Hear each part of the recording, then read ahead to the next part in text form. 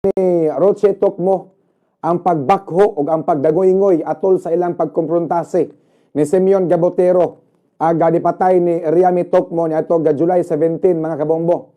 Ginganlan ni Roche si Simeon og demonyo, yawa, way kaluoy, way katungod nga mopatay. Gani gusto nga dagmalan sa mga igsuon ni Riami Tokmo si Simeon Gabotero. Tungod sa ilang kalagot, gusto kaambrason si Simeon. Sige sagit nga, dool dri. Si Simeon, di yun mo dool mga kabombo. Hadlok nga makaurasan. Tungod sa grabing emosyon ni Roche, nakuyapan kini. O gagitabang dayon kini sa mga tao tungod kay naglisod kini o gaginahawa mga kabombo. Mato pa ni Simeon nga nakonsensya na kuno siya sa iyang gibuhat sa iyang pagpatay ni Riami Tokmo. Og nangayo sad siyang pasaylo apan wala mo dawat sa pasaylo ang pamilya ni Tokmo sa gipangayo nga pasaylo ni Simeon mga kabombo. Mato pang Simeon nga okay ra na or okay ra niya.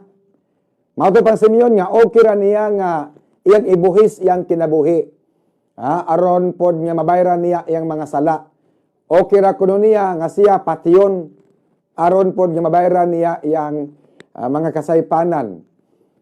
Apan sa dihang gikomprontase sa mga igsoon ni Riami, si Simeon Gabotero, og buot kini nga kambrason, wala man mo dool si Simeon, hadlok man siya makaurasan mga kabombo, nagpakambras na lang unta to siya, para makabawas po damay ang mga igsoon ni Riami, dili siya mahadlok nga mamatay, pero mahadlok siya nga makambrasan. Di ko siya mahadlok mamatay, pero mahadlok siya nga makambrasan mga kabombo. Si Simeon sa dihang gi-interview sa mga reporter, mga sakit nga parto. Sa dihang gi-interview siya sa mga reporter mga kabombo. Si Simeon Gabotero. Nikatawa man noon, kita mo sa ako ang gi-upload. Nikatawa man noon, sakit kayo alang sa mga parente. Ni Riami Tokmo nga nangisi-ngisi ra si Simeon sa dihang gi-interview sa mga reporter mga kabombo.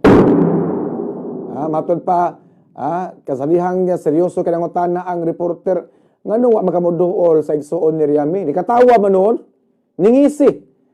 Nalingaw siya sa iyang gibuhat mga kabombo. Amawa yung tawana, mura man siya mura raga wala makapatay ning tawhana.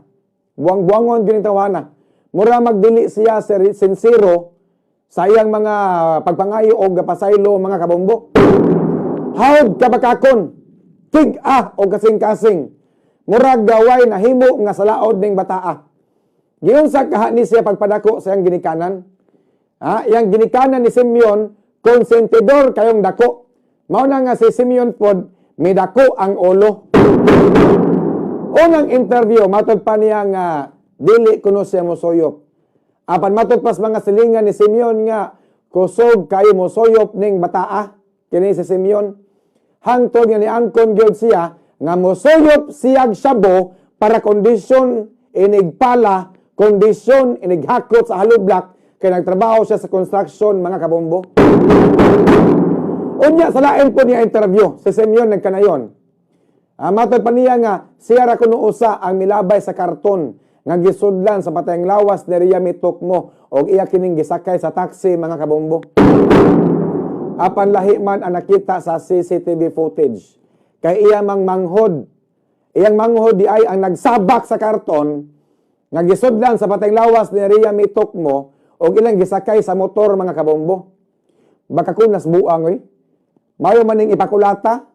Maayo ni siyang ipakulata sud sa Cebu City Jail. Daghan mga piniriso dito nagpaabot aning Simeon Gabotero.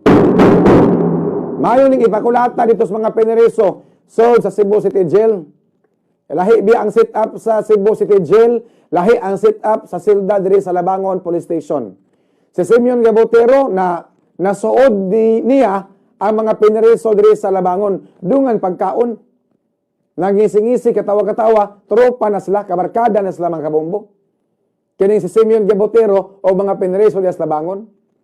Apan nining abot ani nga to sa Cebu City Jail, duda ko. Manambok ni sa bunog ning bataa.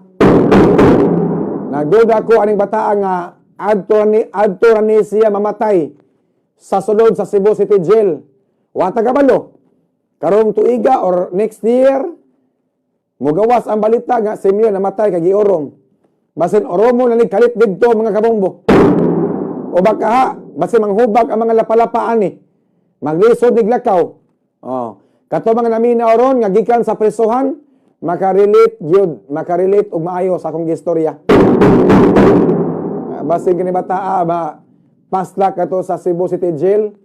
One of these days o baka ha, sunod na tuig. Basin ma-headlines ning bataa. Simeon Gabotero namatay kay giorong. basin oromo ni kalit dito sa presohan mga kabombo.